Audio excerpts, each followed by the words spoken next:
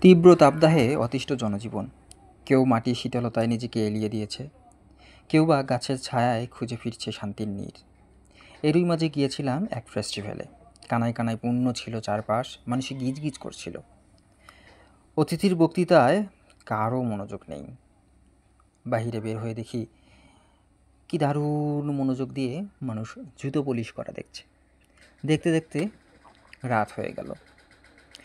রাতে খেলাম ফুটপাতের বটম ভাজি। খেতে খেতে যাওয়ার সময় ঘনিয়ে এলো।